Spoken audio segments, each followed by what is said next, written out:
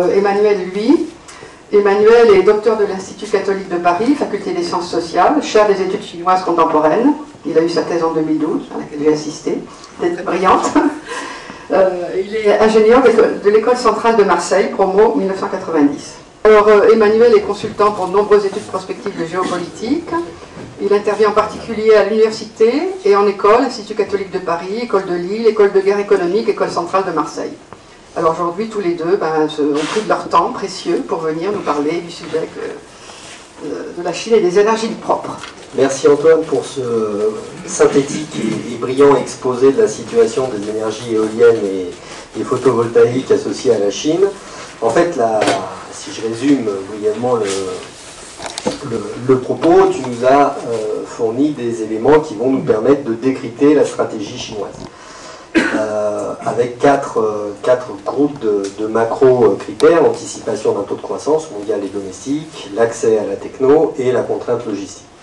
En fait, mon propos va être plutôt de compléter cette vision et de me positionner sur une interrogation qui consiste à dire quelles sont les stratégies qui sont favorisées par l'acteur Chine dans le domaine de l'éolien. Donc, la problématique que je vous propose, c'est dans quelle mesure ce que l'on appelle la notion de culture stratégique, que je vais définir, contribue-t-elle aux décisions de développement de l'éolien, étant donné la contrainte aujourd'hui de la Chine sur la scène climatique et énergétique.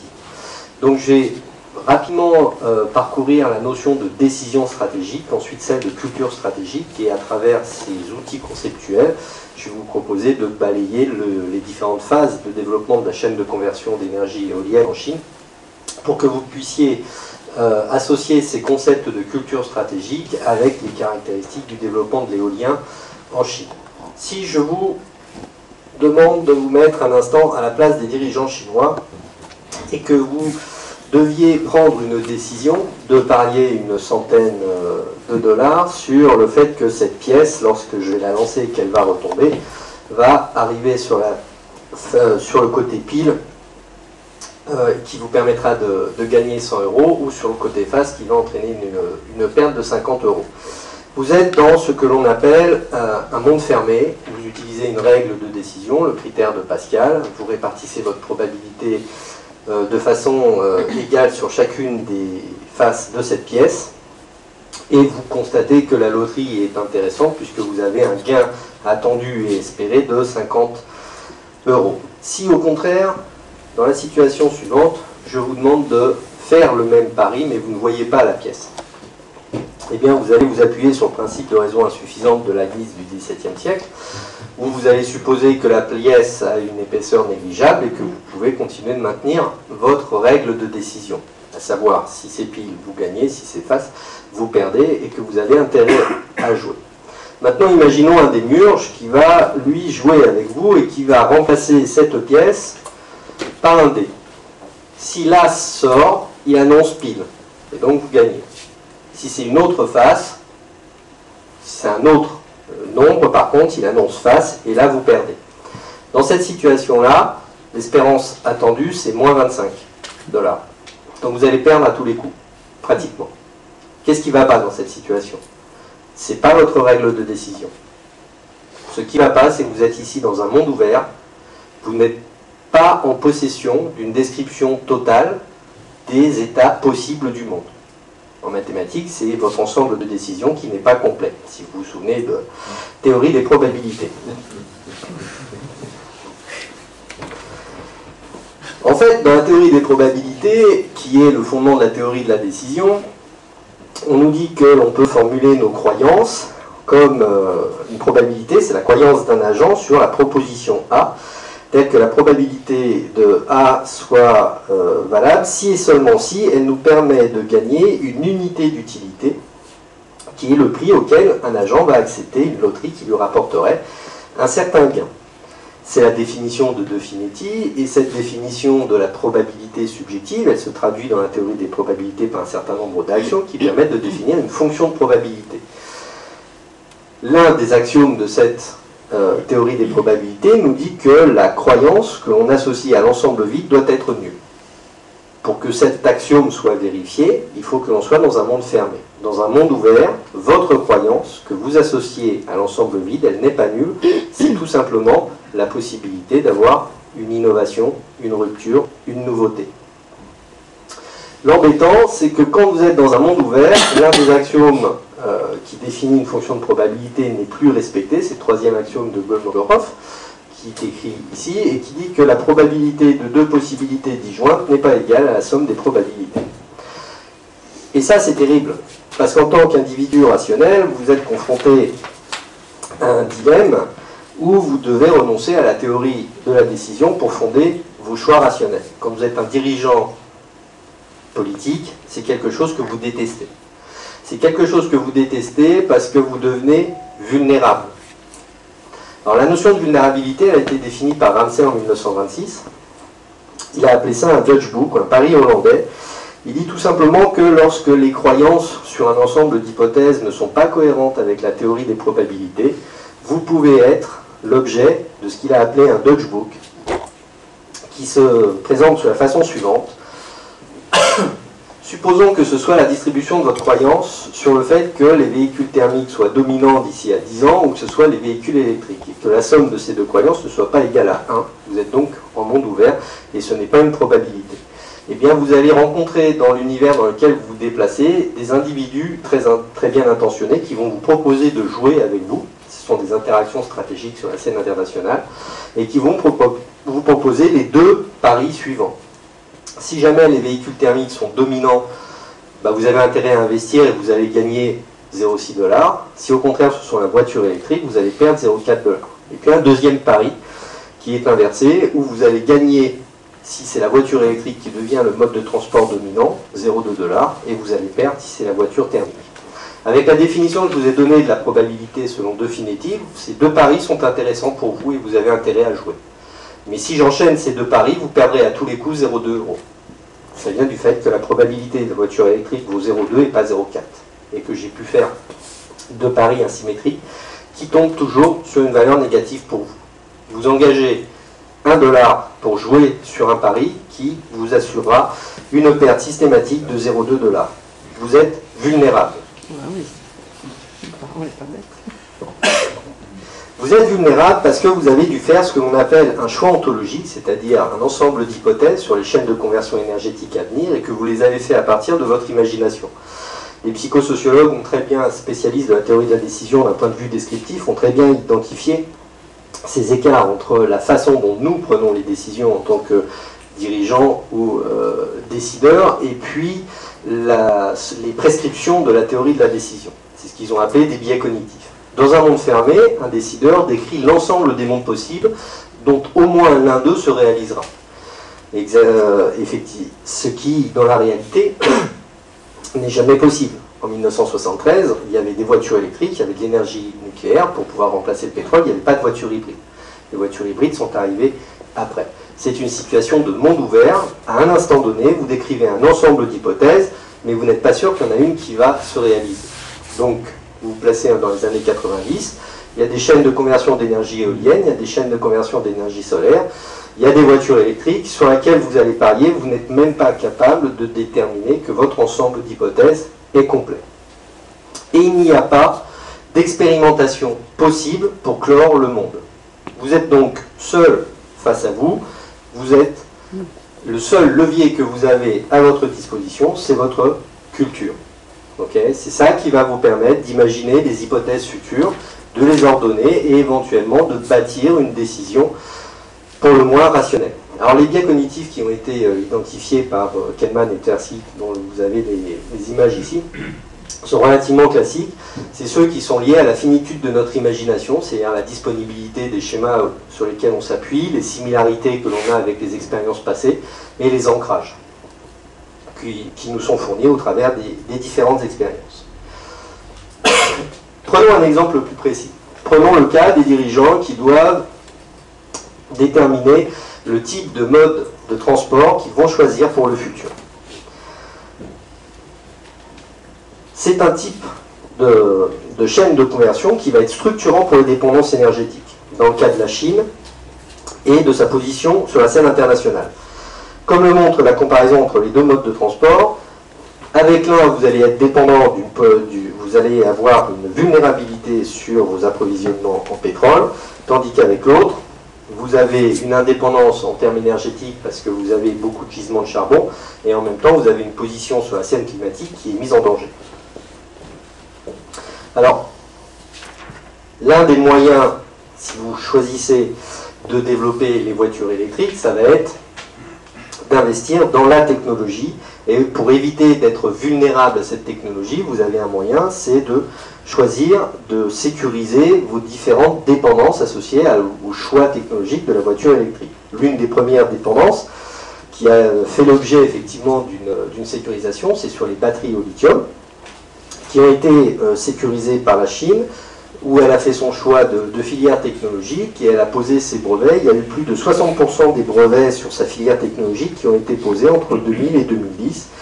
Mais le problème, c'est que ces vulnérabilités qui sont associées à un choix des voitures électriques ne sont pas entièrement maîtrisées. En plus de la technologie, vous avez des dépendances aux matières critiques. Alors sur ces matières critiques, notamment vous avez le lithium. Eh bien, vous êtes dans une situation où vous voyez ici, c'est une représentation de BRGM qui vous montre quelle est la nature, quelle est la dynamique d'évolution des besoins en certains matériaux critiques en fonction de la technologie. Pour les voitures électriques, on est ici dans une phase qu'ils appellent une phase de croissance à moyen terme où vous allez voir l'augmentation des volumes de la demande qui vont devenir très importants. Donc si le but c'est de choisir la voiture électrique pour éviter d'être dépendant du pétrole, l'objectif du dirigeant c'est d'éviter de devenir dépendant au lithium. Même avec des brevets sur les batteries, il va se retrouver dans une situation de vulnérabilité. Donc pour ça, les arguments qui sont généralement avancés concernent souvent le fait, et vous avez ici l'un des arguments qui est mis en avant par BRGM, le fait que les matériaux critiques, après cette phase de décollage, se retrouvent dans une situation de marché saturé, ou bien il y a des substituts qui sont identifiés, ou bien il y a du recyclage, ou bien la demande devient raisonnable. Alors, le marché est saturé. Si l'Inde se met à déployer des éoliennes, ça ne risque pas de se présenter. Là, je reprends l'exemple des éoliennes avec les terres rares, mais si vous avez l'Inde qui développe aussi des voitures électriques, ça ne risque pas d'arriver. Les substituts, si on continue l'exemple sur les terres rares, il n'y a pas d'éléments chimiques qui permettent de se substituer aux terres rares, et il n'y a pas de substitut non plus pour le lithium. Est-ce qu'il y a du recyclage possible? Ce n'est pas possible dans les deux cas. Et la demande, est-ce qu'elle est raisonnable en matière d'énergie? A priori, il n'y a pas de limite aux besoins de la demande, comme le disait Antoine au début de son exposé pour ce qui est de la Chine. La différence entre les deux dans cette courbe, c'est qu'on est passé d'un monde ouvert, ici, où un certain nombre d'hypothèses sont formulées, à un monde fermé, ici, où l'on connaît nos hypothèses et on sait que généralement l'une des hypothèses va se réaliser et que l'on est capable d'optimiser.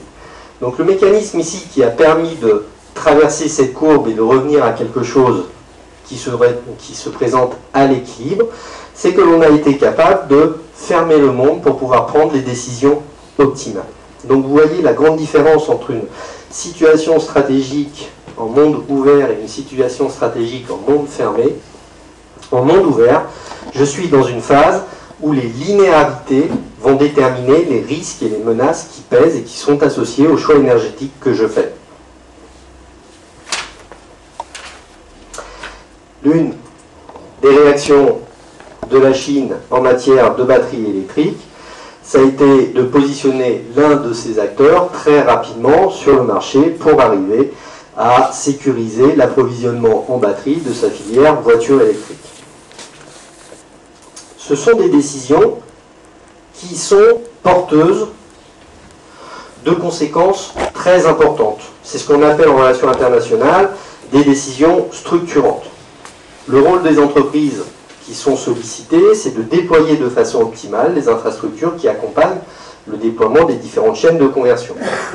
Vous voyez ici la distribution du nombre d'équipements électriques qui permettent la recharge des voitures électriques dans les différentes régions de la Chine. C'est une décision structurante à la fois pour la société chinoise et à la fois pour l'extérieur, avec les dépendances que l'on a vues. Pourquoi? Parce que plus vous diffusez de voitures électriques, moins vous pouvez vendre de voitures thermiques. Les places de parking pour les voitures électriques, ce sont des stations de recharge. Pour les voitures thermiques, ce sont de simples places de parking. Donc dans un centre urbain très dense, vous ne pouvez pas avoir les deux modes de transport. C'est donc un choix structurant sur le mode de fonctionnement de la société. La compétitivité d'une économie, d'une société, dépend de l'intégration, du niveau d'intégration du marché et donc de sa mobilité. Le choix qui est fait par les dirigeants chinois à un niveau a des conséquences au niveau de la compétitivité de la société chinoise sur la scène internationale. De plus, ces choix sont porteurs de conséquences importantes parce qu'ils sont porteurs de risques financiers et qu'ils sont porteurs de choix qui sont faits dans un secteur qui ne sont pas faits dans l'autre. Vous avez ici l'exemple de calculs qui ont été menés par un chercheur suédois sur les surcoûts de construction dans le domaine du transport et les erreurs d'estimation sur les trafics qui étaient prévus et qui devaient permettre de rentabiliser les investissements financiers importants. Le tunnel sous la Manche, 80% de surcoût, 18% du trafic initial qui était prévu. Quand on fait des investissements de cette ampleur, c'est souvent des éléments importants de la société, des investissements sur d'autres secteurs qui ne sont pas faits. C'est donc quelque chose de déterminant qui touche la légitimité d'un pouvoir politique. Si on reprend notre exemple de dirigeant qui doit choisir et qui doit parier et qui doit construire sa décision sur les voitures électriques, voici un exemple de distribution de probabilité sur les différents types de voitures qui peuvent se présenter à lui. C'était dans les Échos l'année dernière. Ce que nous proposent les Échos, c'est de dire que 84% des voitures seront de nature thermique, 9% seront de l'hybride et 7% seront du classique. Notre dirigeant chinois, il a 3 possibilités d'investissement. 15 milliards sur 10 ans dans 5 villes pour développer les voitures électriques et les voitures hybrides, dans les 5 villes marquées ici. Deuxième possibilité, il peut investir dans le développement de la voiture thermique dans une ville centrale de la Chine, avec un investissement à hauteur de 5 milliards. Et puis, il peut aussi choisir une troisième option, qui est celle uniquement du développement de la voiture électrique dans l'ouest des territoires. Si je prends ce petit exemple très simple et que j'examine les gains auxquels il peut escompter en termes de réduction des émissions de gaz à effet de serre, en termes de diminution de la dépendance pétrolière et en termes d'intégration de sa société avec une autonomie plus ou moins importante, je suis capable, il est capable, le dirigeant, de donner les gains escomptés, ce qu'on appelle une matrice de gains. La procédure, la théorie de la décision nous offre une procédure calculatoire qui nous permet d'ordonner nos différentes décisions. Et donc, normalement, dans un monde fermé, on est capable de déterminer la décision optimale qui va minimiser les risques et qui va maximiser les gains. Ici, c'est la décision d'investir dans le développement des véhicules thermiques dans les villes qui sont à l'ouest du territoire. Dans la réalité, les dirigeants chinois, ils ont fait le choix réellement d'investir 15 milliards dans les 5 villes que j'ai montrées tout à l'heure. Alors la différence, elle vient d'où? La matrice des gains que j'ai mis est très proche d'une simplification de la matrice des gains qui était associée à cette décision. La différence, elle vient du fait que la décision, elle est prise en monde ouvert et donc elle n'est pas prise en fonction des différentes probabilités telles qu'on pouvait les voir. Et la décision, elle est prise en monde ouvert parce que quand on regarde les courbes d'évolution de la répartition des voitures sur le marché chinois, vous voyez ici qu'il y a des ruptures qui sont indéterminées. En 2009, il y a eu plus de voitures vendues sur le marché chinois que sur le marché américain. En plus de ça, peu de temps après, la Chine avait annoncé qu'elle avait prévu d'atteindre 1 million de voitures électriques d'ici à 2015.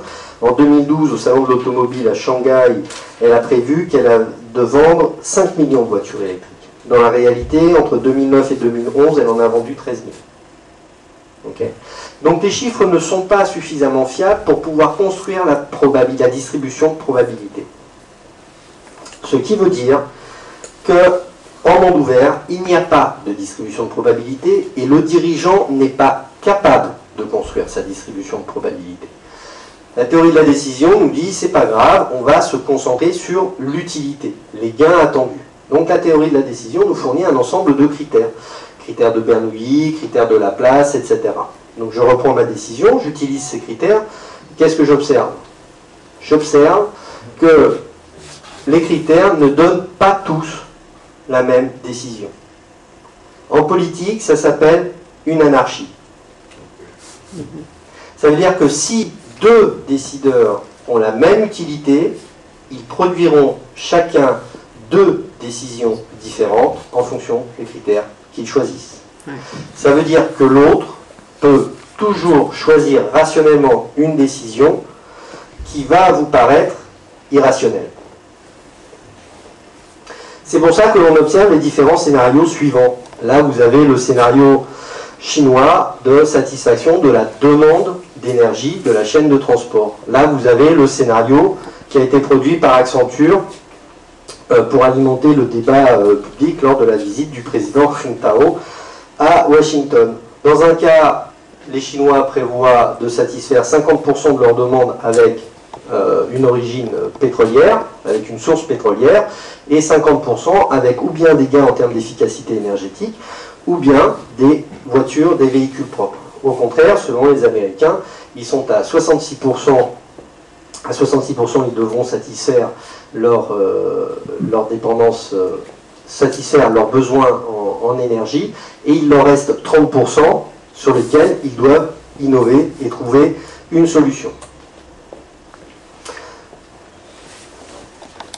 Ça, c'est une déclaration d'un analyste de Bloomberg qui rend bien compte de tout, qui résume bien tout ce que l'on vient de voir ici et comment cette situation de monde ouvert, ce voile d'ignorance, se traduit pour un décideur. La Chine est en train de faire un pari sur les voitures électriques. Je l'ai reprise telle quelle, c'est une vraie citation. Il y en a plusieurs comme ça qui alimentent le domaine et qui montrent qu'en fait cette notion de choix stratégique est quelque chose qui est de plus en plus prégnant. Elle devra amener de l'expertise et de la technologie à partir d'acteurs étrangers, pour créer des véhicules compétitifs, déployer la force de son industrie automobile afin de produire des voitures électriques qui obtiennent la confiance des consommateurs. Si elle ne le fait pas, ce sera... Si elle le fait, on pourrait très bien voir les objectifs que j'ai annoncés tout à l'heure de 5 millions de voitures électriques en Chine, et le rôle de la Chine, jouer un rôle prédominant et arriver à faire ce qu'il appelle un leapfrogging, un saut de grenouille rapide, pour développer massivement les voitures électriques. Ici, dans cette déclaration, on parle d'une décision, d'un choix ontologique, il n'y a aucun argument numérique de gain et de maximisation de l'utilité attendue. Ce ne sont que des références culturelles, à ce qu'on appelle une stratégie, une culture stratégique. Alors, la théorie de la décision n'est pas muette là-dessus.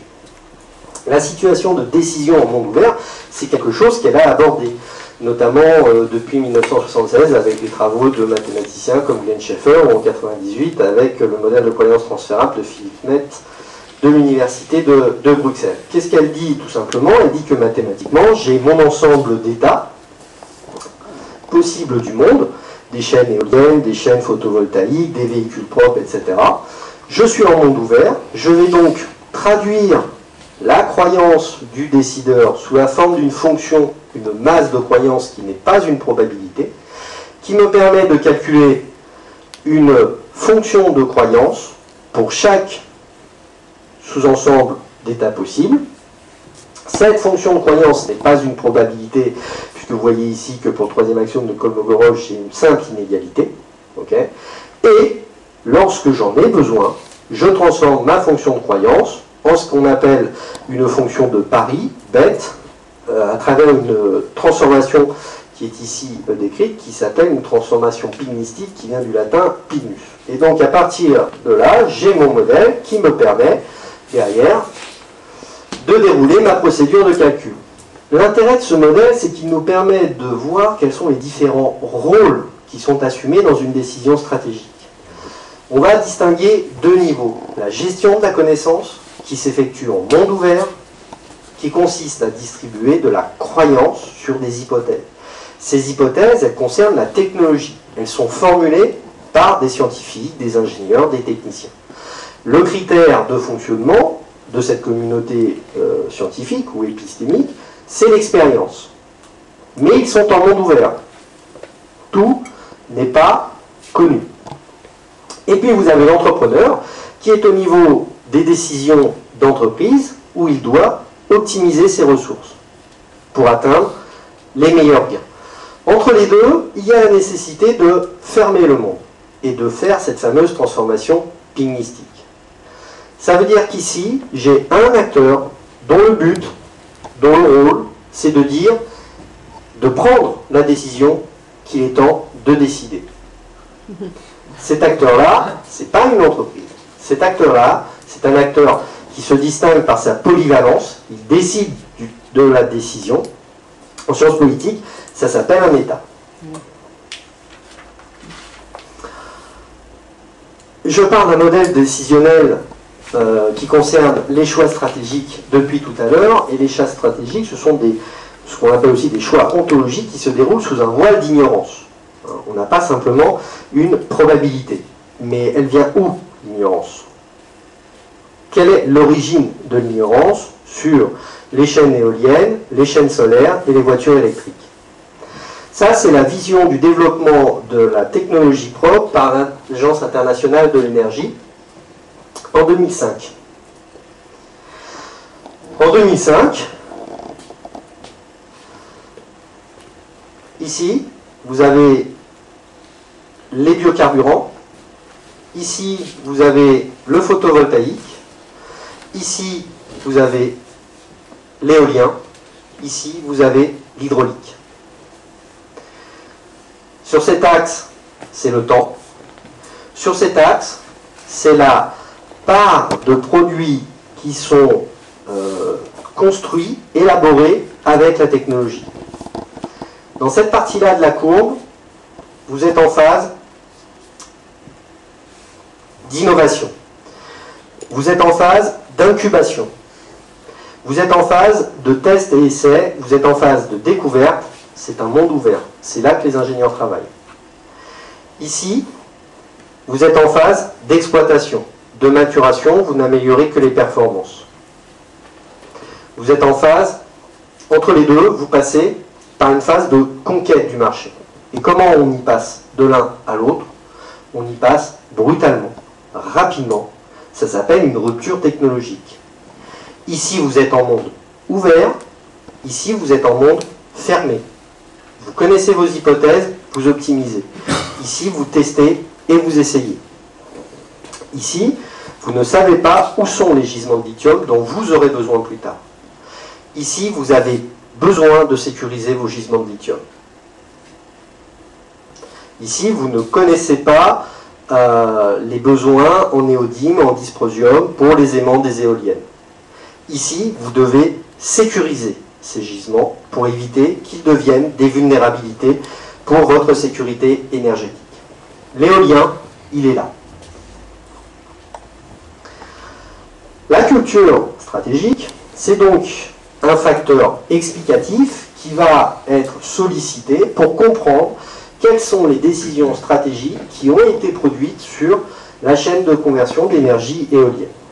Alors, la culture en termes sociologique, on peut la définir, j'ai pris la définition de Swidler, c'est l'ensemble des symboles et des significations qui comprennent les croyances, les pratiques, les formes esthétiques, les cérémonies, etc.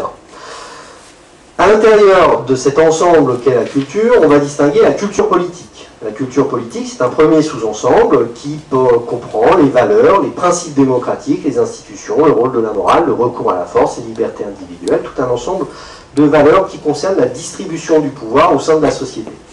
La culture stratégique, c'est un sous-ensemble de la culture politique.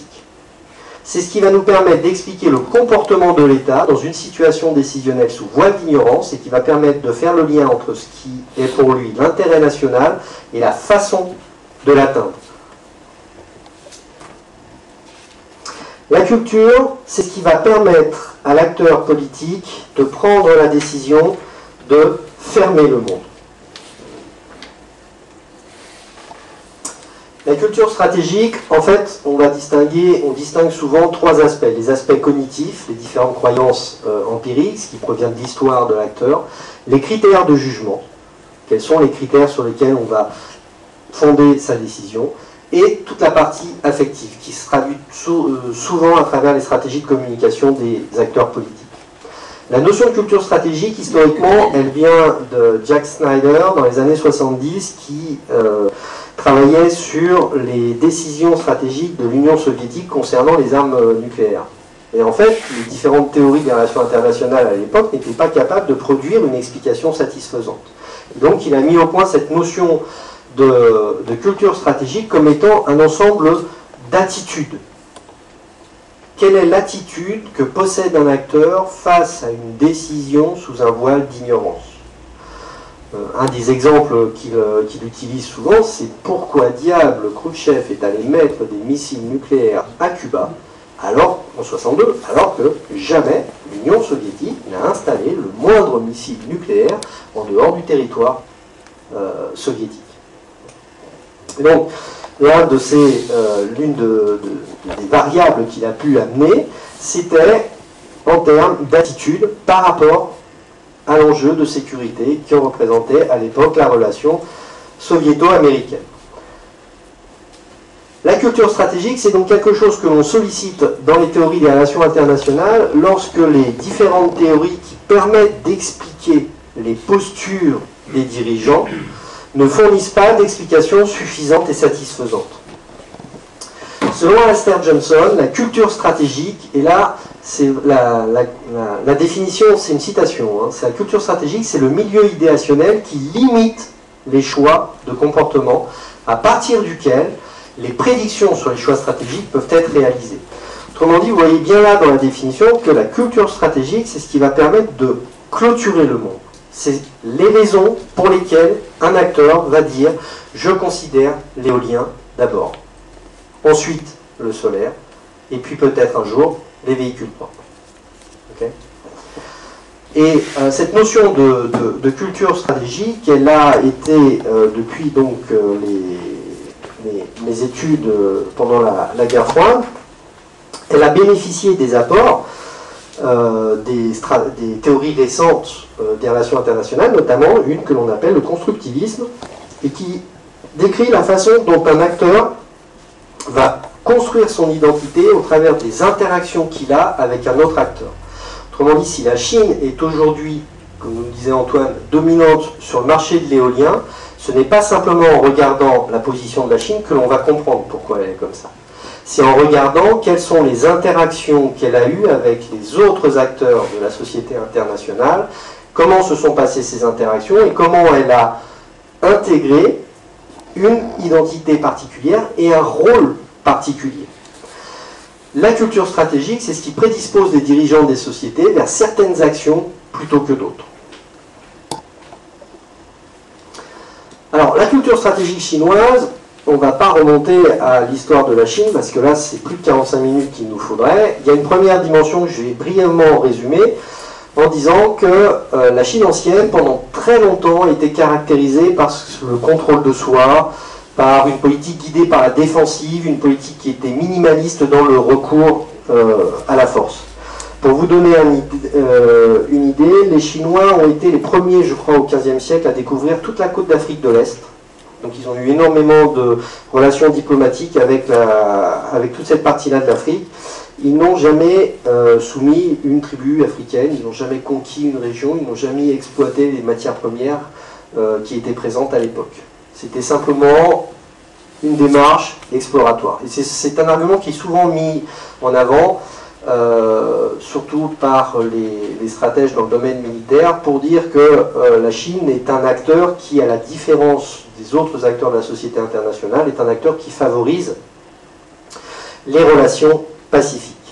Mais à partir de l'ère moderne, il y a eu quand même une histoire particulière de la Chine. Je vais juste vous donner quelques éléments pour mettre en avant mon propos. Le fait marquant de l'histoire des relations internationales modernes, c'est la rencontre du système européen en Asie au XIXe siècle. Dans sa quête de nouveaux marchés, il y a un facteur, il y a un cas très signifiant pour vous expliquer quelle est la perception de la culture stratégique de la Chine de ce que l'on appelle la globalisation des marchés. L'East India Company, au XIXe siècle, c'était une entreprise britannique qui était à la recherche de nouveaux marchés et qui a décidé de vendre massivement l'opium qui était utilisé à l'époque en Chine, en 1840, comme une plante médicinale. Donc cette compagnie a développé la vente de l'opium en Chine, qui a été un marché qui s'est développé très important, avec des profits très importants, mais avec des états dévastateurs sur la santé publique des populations. L'empereur Daogang, en 1838, a nommé un haut fonctionnaire, Liu Zixu, qui, pour mettre fin au commerce de l'opium, a demandé à tous les marchands de lui remettre les 2000 tonnes d'opium qui étaient en voie d'être vendus, et il les a brûlés, il les a détruits. Et les dirigeants chinois à l'époque avaient fait ça suivant le cadre législatif tout à fait en cohérence avec la Chine impériale. Bien sûr, la Compagnie des Indes et la Grande-Bretagne, la couronne britannique, ont répondu très vivement, et ils ont recouru à la force. C'est ce qu'on appelle la première guerre de l'opium, qui s'est terminée en 1842 avec le traité de Nankin, qui a initialisé la période des traités inégaux, ou le siècle de l'humiliation, dans les livres d'histoire de la Chine, où en fait le territoire chinois a commencé d'être découpé, les ports ont été ouverts, et c'est à ce moment-là que la concession de Hong Kong, qui est revenue en Chine en 1997, a été octroyée aux Britanniques. En 1844, 2 ans après, avec les mêmes moyens diplomatico-militaires, les Français et les Américains obtenaient par le traité de Whampoa les mêmes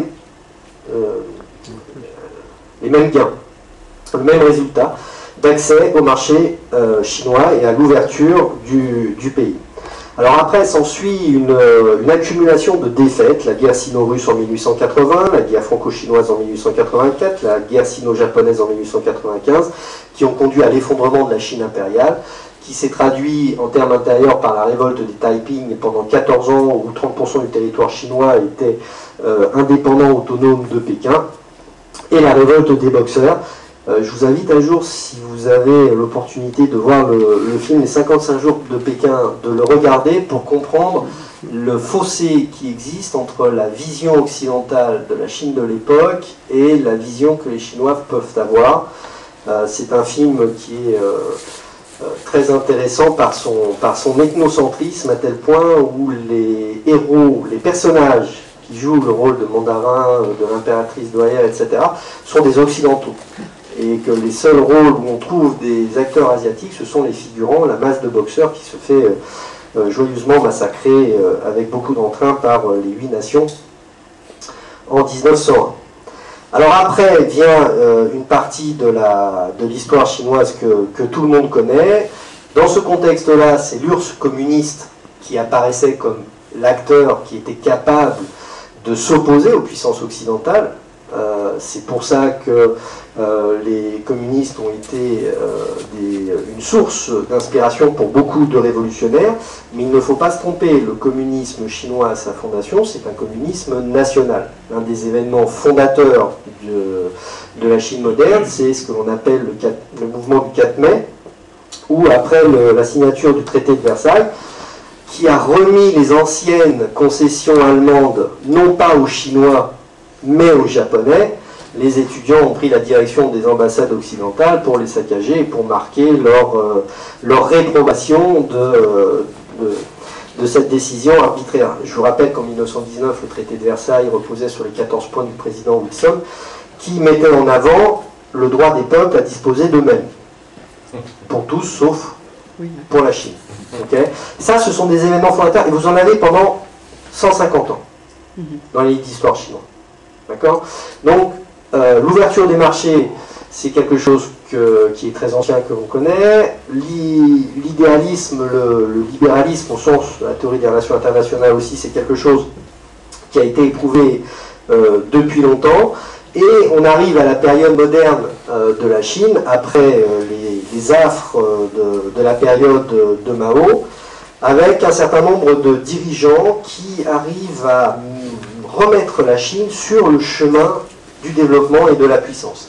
La période Mao, ça a été la période de tentative de développement de la Chine dans un monde bipolaire, avec des guerres dans le voisinage en permanence. Guerre de Corée, guerre d'Indochine, guerre du Vietnam.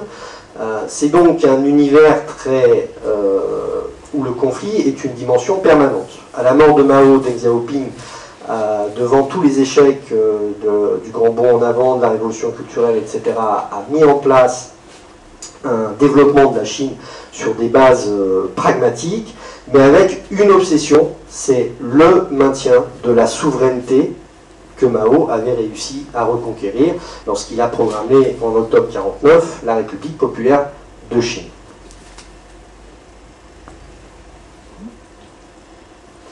Et donc on a 4 générations de dirigeants qui ont eu chacun un rôle particulier. Les héritiers de Mao, donc c'est Deng Xiaoping, le petit timonier qui a lancé la politique de réforme. Ensuite, c'est une génération qui a été choisie par Deng Xiaoping, qui a eu pour objectif de développer tous les secteurs de la société chinoise, sauf la réforme démocratique.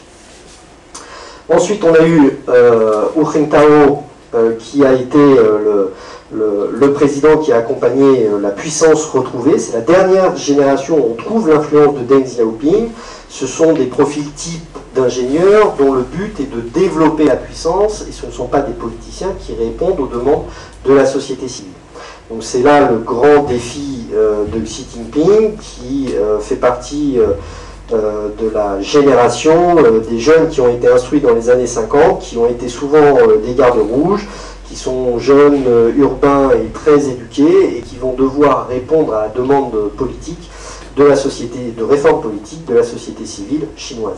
La caractéristique de toutes ces générations de dirigeants chinois, c'est la centralité de l'État et la primauté de la souveraineté. Et vous comprenez bien, par rapport à la brève parenthèse que j'ai fait avant sur la souveraineté chinoise, que c'est quelque chose qui est déterminant. On a donc dans la culture stratégique chinoise 2 dimensions. Une dimension confucéenne, qui a pour résultat de produire un discours d'idéalisation du rôle de la Chine, non violent, accommodationniste, défensif, c'est une position idéaliste. Et puis une deuxième dimension, qui est la dimension qu'on appelle parabellum, qui est centrée sur des enjeux de réel politique, dans un environnement perçu comme dangereux, dans un contexte de jeu à somme nulle, où la violence est l'ultima ratio des dirigeants. Bellum ultima ratio, c'est ce qui est gravé sur les culasses des canons aux Invalides. C'est Louis XIV qui avait fait graver ça sur ces canons. La Chine a exhibé une dimension, ça signifie que la violence est toujours une possibilité pour régler les différends. Et vous voyez où l'anarchie rationnelle que j'évoquais tout à l'heure joue un rôle important. C'est que lorsque des dirigeants peuvent prendre rationnellement des décisions qui divergent simplement parce qu'ils ont des critères différents alors qu'ils ont les mêmes gains, c'est quelque chose qui renforce la perception de l'anarchie de la société internationale. La Chine a exhibé une dimension réaliste de façon permanente dans sa culture stratégique sur les affaires militaires. Les décideurs chinois ont internalisé des préférences pour l'offensive et la force avec un souci des capacités relatives. C'est-à-dire que lorsqu'ils sont confrontés à un obstacle, lorsque leurs capacités relatives par rapport à leurs concurrents deviennent supérieures, alors ils privilégieront une stratégie offensive. Okay. Aujourd'hui, les dirigeants, tant militaires que civils, insistent sur l'engagement de la Chine pour la paix, pour le développement coopératif, pour l'harmonie. La paix est précieuse et les dirigeants rappellent que la Chine n'a jamais été un État agressif et expansionniste. Et il n'y a pas d'incohérence, puisque dans mes cultures stratégiques, j'ai les deux dimensions. Dimension confucéenne, dimension parabellum. Ce n'est quelque chose d'incohérent que d'un point de vue extérieur à la culture stratégique chinoise. Alors cette culture, pour essayer de l'utiliser, on peut la décomposer suivant trois axes. Un axe qui va représenter la nature de l'environnement, un axe qui va représenter la nature des relations, et un axe qui va représenter l'utilité et l'efficacité de la capacité d'action. Est-ce qu'il faut chercher un compromis ou au contraire faire preuve de coercition? Et donc, ça c'est le schéma original d'Alastair Johnson qui dit voilà, j'ai mes trois axes. La nature des relations, elle peut être d'un faible niveau considéré comme à somme nulle ou au contraire comme un jeu à somme nulle où ce que l'un va gagner, l'autre va le perdre. C'est cet axe qui explique la nature des relations des entreprises chinoises avec les entreprises étrangères. C'est la signification de la co-entreprise. Une co-entreprise pour une entreprise chinoise se déroule dans un jeu à somme nulle. Donc c'est une situation temporaire en vue d'arriver à dépasser le partenaire. Okay. Ce n'est pas une situation de jeu à somme non nulle, c'est-à-dire dont les échanges vont augmenter les gains pour les deux partenaires. Un autre axe, c'est la fréquence des conflits dans les affaires humaines. Ça représente la vision de la nature anarchique de la société internationale. À partir du moment où chacun des acteurs peuvent produire des décisions rationnelles simplement en choisissant des critères différents, alors l'environnement est anarchique. Et le risque de désaccord et donc de conflit peut être important. Et enfin un troisième axe qui va mesurer, qui va rendre compte de la valeur de ce qu'on appelle la fongibilité d'un moyen de sécurité ou la prédominance de la souveraineté pour le contrôle. Est-ce que l'on va plutôt choisir une sécurisation d'un enjeu, par exemple le lithium ou les terres rares, en envoyant des porte-avions et en passant des accords diplomatiques avec un fournisseur, ou au contraire, est-ce qu'on va chercher à localiser sur le territoire? Okay. Et quand on utilise ces trois axes et que l'on projette les deux dimensions de la culture stratégique chinoise, on retrouve donc nos deux situations, celle où en fait on a une dimension idéaliste, donc qui va favoriser l'interdépendance énergétique, et une dimension réaliste qui va favoriser l'indépendance énergétique. Et donc dans la culture stratégique chinoise, la stratégie cherche toujours, pratique dans ses actions, à favoriser l'indépendance énergétique, tandis que le discours cherche toujours à favoriser les interdépendances. Cette notion de culture stratégique et sa décomposition ont été enrichies avec ce que vous avez peut-être entendu parler du consensus de Pékin. Consensus de Pékin, c'est Joshua Ramo qui a synthétisé à travers cette expression, qu'il a choisi volontairement en opposition au consensus de Washington, pour essayer de donner une interprétation de cette dimension, de cette culture stratégique chinoise. Qu'est-ce qu'il dit? Il constate qu'en fait, les dirigeants chinois construisent leurs décisions stratégiques en suivant trois grands principes. L'innovation technologique, la soutenabilité et le rôle nécessaire de l'État. L'innovation technologique, pour les dirigeants chinois, l'innovation c'est le levier d'action le plus important. Il est toujours recherché en permanence et on va toujours chercher l'innovation la plus récente. Parce que l'innovation la plus récente est celle qui a les effets sociaux les plus importants, et quand on est dans un pays qui concerne 20% de l'humanité, on cherche à avoir des effets de levier importants. Si vous diffusez les téléphones portables et l'Internet rapidement avant le téléphone fixe avec des fils de cuivre, vous obtenez un effet de mise en connexion des populations et de légitimation du pouvoir politique beaucoup plus important. D'accord ? Et donc, l'innovation technologique, on va toujours chercher la dernière génération de technologie et celle qui est la plus performante. En plus de ça, ça a un avantage, c'est que l'innovation technologique récente résout les problèmes avant de les créer. Elle permet le mouvement, elle permet la réforme. Deuxième critère, la soutenabilité. On ne fait quelque chose que si on peut le faire dans le temps. Si ce n'est pas soutenable, alors il faut y mettre fin.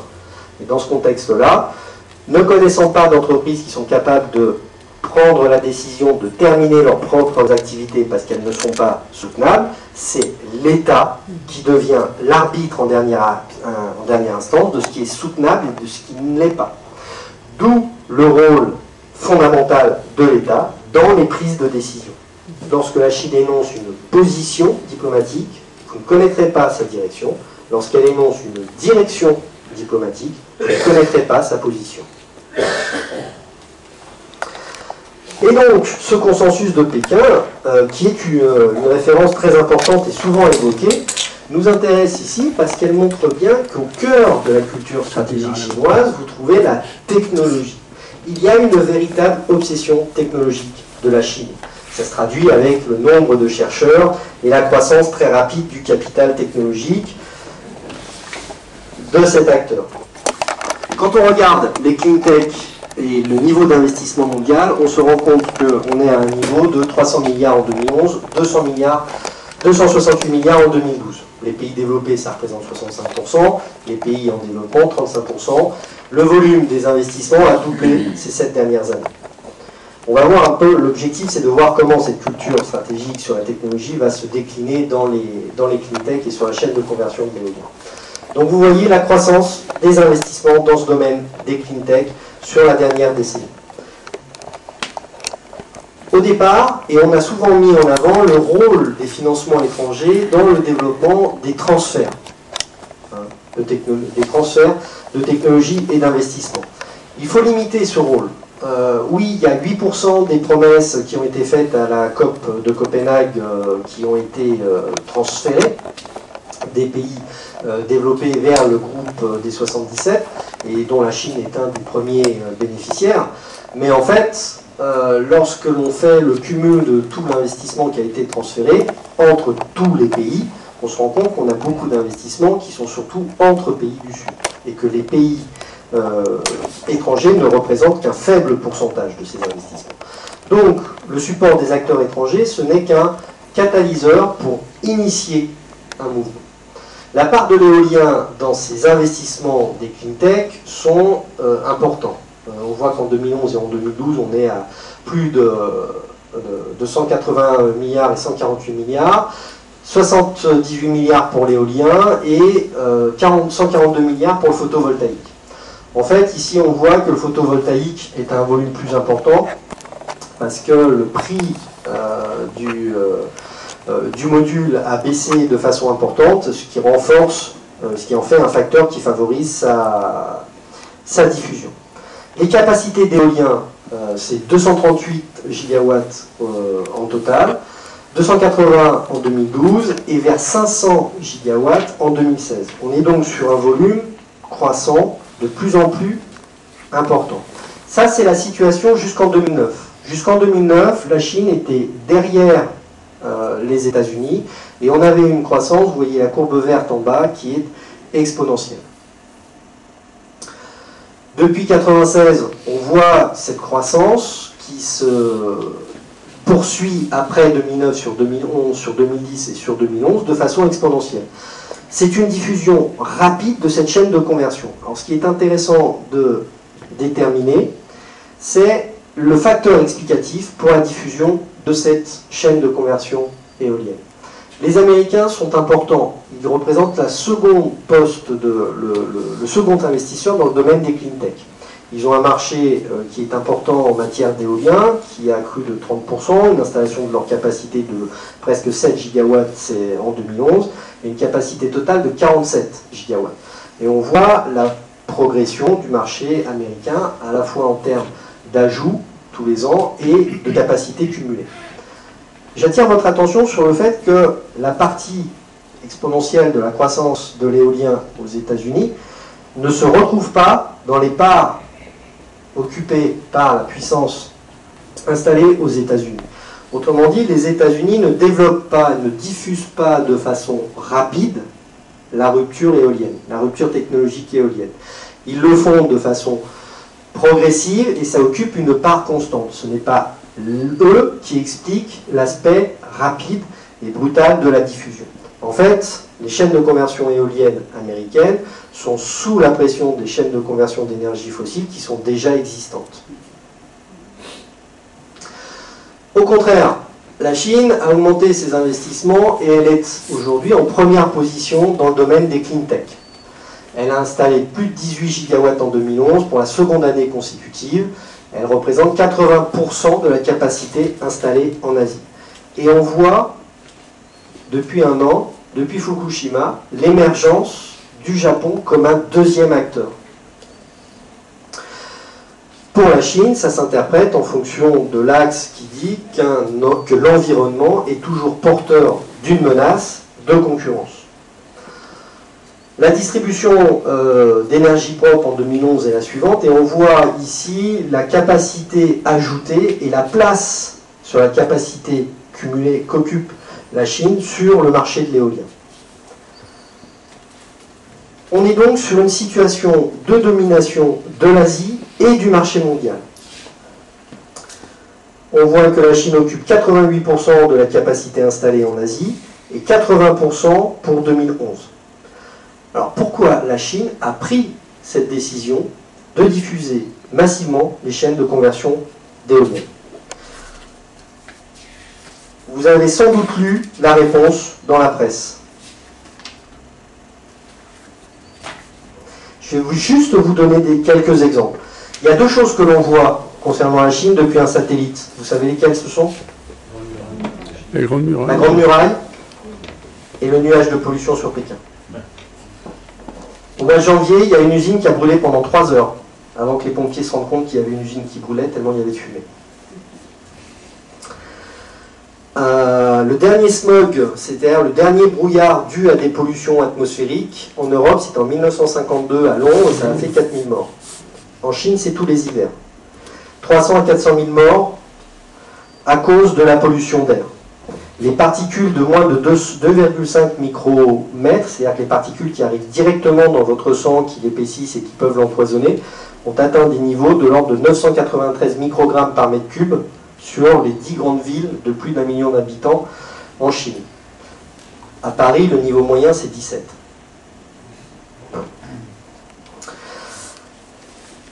Le fleuve bleu, c'est le Yangtze. Il est de quelle couleur? Orange.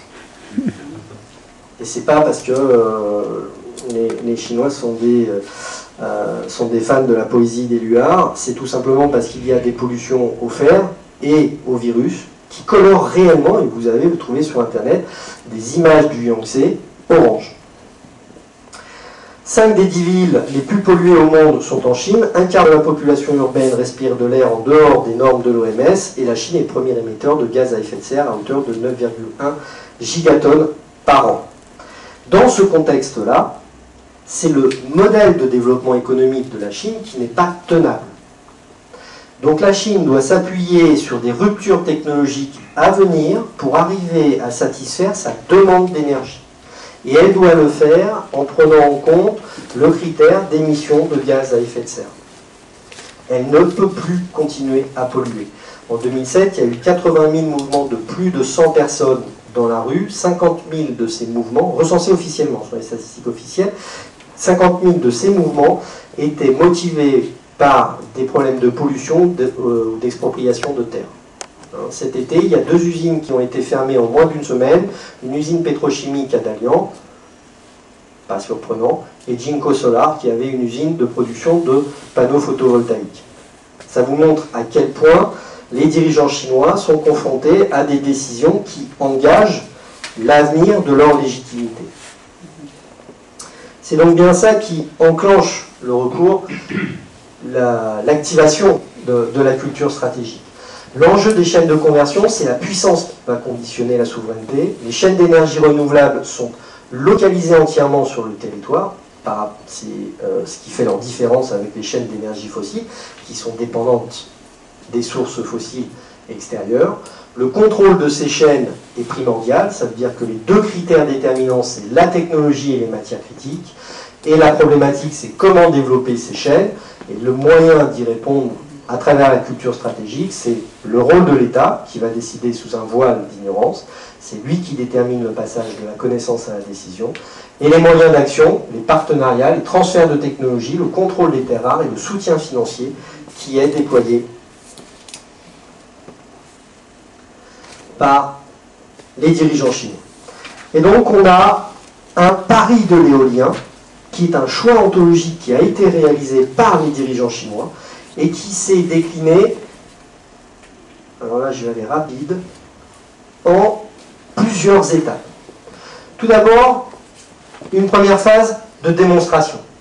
Ce sont les Allemands et les Danois qui sont allés en Chine, qui ont construit les premières éoliennes offshore et les premières éoliennes onshore. Goldwyn faisait à l'époque des éoliennes de moins de 500 MW. Il n'y avait qu'une seule entreprise. Pendant toute cette période-là, ça a été des financements et de la technologie qui a été apportée pour éprouver. Donc c'est la phase d'incubation. Dès 1993, il y a un programme de soutien pour mettre en place des petites PME dans ces technologies. Ensuite, 96-98, il y a des taxes qui sont imposées.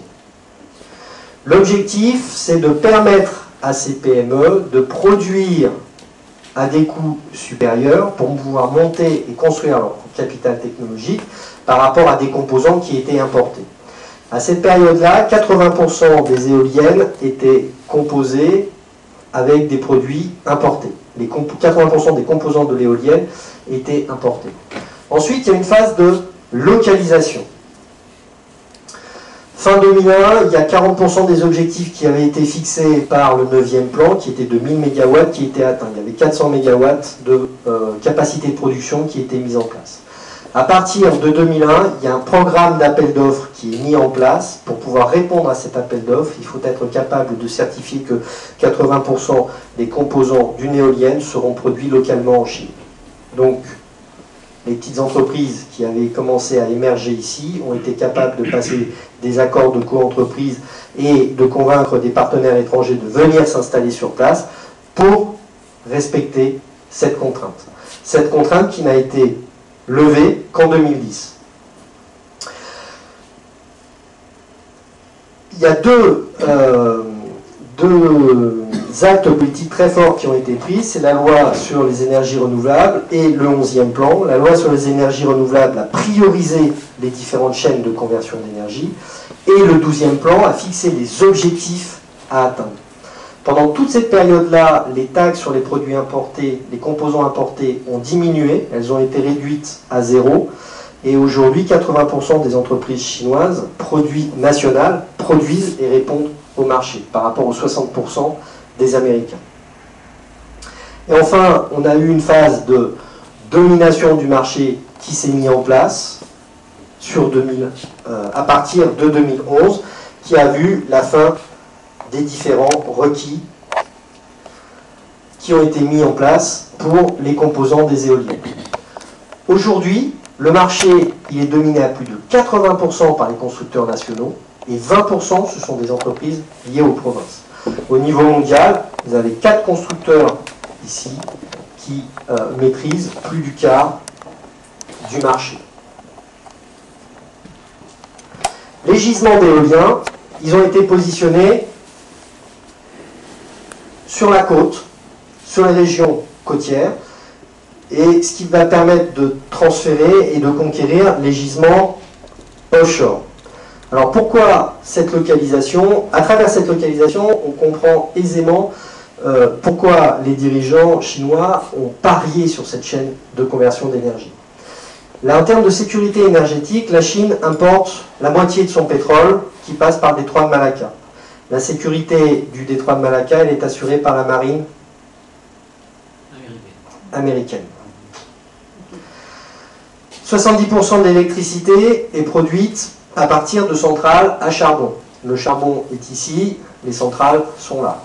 La moitié des réseaux, du réseau ferré, la moitié des trains en Chine servent à transporter du charbon. Il y a une saturation à cause de cet approvisionnement, à tel point que la Chine a commencé à importer du charbon d'Australie pour alimenter les centrales à charbon qui sont sur la côte. Enfin, la troisième source d'énergie fossile, c'est le gaz de schiste. Il y a plus de réserves de gaz de schiste en Chine, 36 000 mètres cubes et 25 000 pour les États-Unis. Qu'est-ce qu'il faut pour exploiter les gaz de schiste? Fracturation hydraulique. Hydraulique, il faut de l'eau.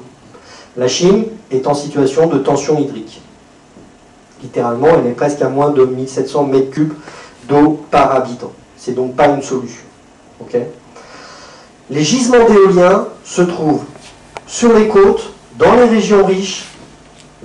Il n'y a pas de dépendance sur les éoliennes, puisque les terres rares sont produites majoritairement en Chine. Il n'y avait qu'une seule variable, c'était la montée du capital technologique. Les gisements sont localisés ici, en contrôlant à l'endroit où il y a de la consommation, et en contrôlant cela, donc le capital technologique et la dépendance aux matières critiques, la Chine peut exercer un contrôle complet sur ces chaînes de conversion d'énergie éolienne. Donc les chaînes de conversion d'énergie éolienne répondent à tous les critères de la culture stratégique chinoise. Okay. En plus de ça, quand vous êtes le producteur dominant d'énergie éolienne et d'énergie photovoltaïque, sur la scène diplomatique, votre discours se trouve renforcé. Vous êtes peut-être le premier émetteur de gaz à effet de serre, mais vous êtes l'acteur qui contribue le plus à la transition énergétique vers les énergies propres. Vous voyez ici la part de la production des capacités chinoises qui ont été installées dans le temps. C'est la diffusion de la chaîne de conversion d'énergie éolienne sur le territoire chinois qui explique la forme de la croissance de la chaîne de conversion d'énergie, de la diffusion de l'éolien au niveau global. C'est donc la Chine qui est l'acteur dominant de ce marché. Ce qu'elle prévoit pour le futur, c'est de devenir non seulement une grande nation de l'éolien, mais une grande puissance de l'éolien. Le marché global prévoit une croissance de 8% sur les 5 prochaines années. Une capacité globale supplémentaire de plus de 46 gigawatts a été installée en 2012. C'est un objectif de l'ordre de 500 gigawatts d'ici à 5 ans. Une croissance de la capacité cumulée en 2012 de 19%. Sur les 15 dernières années, c'était 28% en moyenne. Ça veut dire qu'on va sans doute aller vers une stabilisation de la croissance de la capacité cumulée d'ici à 5 ans. C'est une situation de jeu à somme nulle. Une situation de jeu à somme nulle sur lequel on a deux acteurs dominants, la Chine et les États-Unis. Okay, vous voyez l'adéquation entre le développement de l'éolien et toutes les caractéristiques de la culture stratégique chinoise. La Chine a installé en 2012 16 gigas d'éoliennes onshore, soit plus d'un tiers des nouvelles capacités mondiales. Depuis 2009, c'est la quatrième année consécutive de domination de la Chine sur le second producteur américain. Alors, les défis sont encore importants pour conquérir l'ensemble de l'éventail des chaînes d'énergie éolienne. En aval de la chaîne, il y a la connexion et la distribution d'électricité. Les éoliennes terrestres peu puissantes peuvent être utilisées pour alimenter des particuliers, des fermes, etc. Le problème, c'est qu'en panne de vent, les batteries qui ont été chargées peuvent se décharger, et ce serait bien que les batteries puissent être chargées par le réseau de distribution électrique. Donc les éoliennes de faible capacité, pour les particuliers, sont une chaîne qui doit être sécurisée avec la distribution, la mise en place d'un réseau de distribution électrique intelligent, smart grid. Quelle est la caractéristique d'un smart grid? Il est intelligent. L'intelligence, ça veut dire beaucoup de technologie de l'information. Beaucoup de technologie de l'information, dans la culture stratégique chinoise, ça veut dire champ de bataille. Un smart grid, c'est un champ de bataille. Si vous mettez un processeur qui va contrôler, équilibrer la consommation et la demande dans chaque maison, dans chaque institution, etc., vous ouvrez tout simplement, vous transformez la Chine en un champ de bataille pour les cyberguerres et les cyberarmes. Il y a 3 jours de ça, il paraît qu'il y a une entreprise qui gère les spams qui a été attaquée par une des cyberattaques les plus puissantes à tel point que ça a ralenti le trafic sur Internet. Là, ce sont simplement des spams qui sont en jeu. Vous savez que la première décision stratégique des États-Unis en 2009 pour le président Obama, ça a été de créer un état-major de cyberguerre. Si vous diffusez, vous mettez en place un smart grid, vous faites en sorte que la Chine devienne aussi vulnérable que les États-Unis en matière de cyberguerre. C'est une décision qui est très lourde. Okay, c'est une décision qui est en cours, qui va sans doute être prise, mais il y a beaucoup de réflexion. Donc ça, c'est un enjeu important pour les dirigeants chinois. Aujourd'hui, l'éolien, c'est la troisième source d'énergie en Chine après le charbon et l'hydraulique. C'est presque 2% de son électricité. Le photovoltaïque, ça doit être moins d'1%. Le défi qui est devant, c'est la capacité de conquête de l'offshore. En 2010, il y a eu la première ferme offshore industrielle où les éoliennes ont été installées. 4 concessions d'offshore ont été accordées pour un montant d'1 gigawatt et c'est le lancement de la conquête de l'éolien offshore. Le développement offshore, c'est la recherche des gains liés aux facteurs d'échelle. Ça permet de développer de grandes fermes d'éolien pour réduire le prix de production et la pression sur la terre, sous réserve que la pression sur les ressources halieutiques soit moins importante. En 2011, installation de fermes équipées d'éoliennes à 6 MW dans le Jiangsu par Sinovel et Goldwind, ce qui montre que les acteurs qui dominent actuellement le marché de l'éolien sont aussi des acteurs qui sont capables de monter en compétence sur la gestion de gros projets et d'éoliennes importantes, qui sont capables de contribuer à l'installation de fermes éoliennes offshore de plus de 100 MW avec des éoliennes de 6 MW. Une capacité de 243 MW offshore est en fonctionnement, c'est la 3e place mondiale. Les objectifs d'ici à 2015, c'est 5 GW et 30 GW d'ici à 2020. C'est l'accroissement de la capacité des turbines à plus de 5 MW qui est maîtrisé par 4 des plus grands groupes de l'éolien dans le top 10 qui sont chinois. C'est la courbe d'apprentissage la plus rapide du marché, qui est en accord avec la diffusion rapide et la courbe en S de la rupture technologique.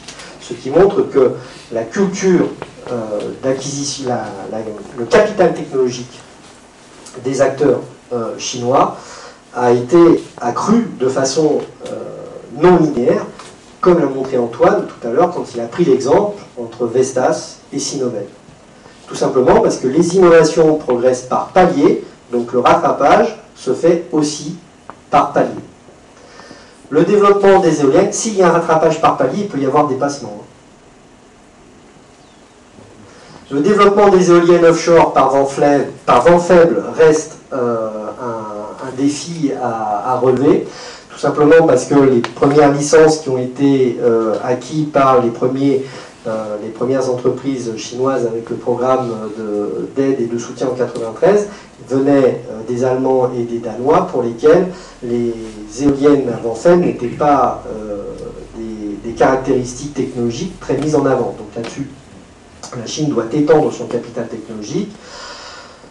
Elle doit accroître, fiabiliser ses éoliennes pour l'offshore. Et quand on fiabilise ses éoliennes pour l'offshore, ça veut dire que l'on réduit les capacités, les coûts de maintenance et les interventions.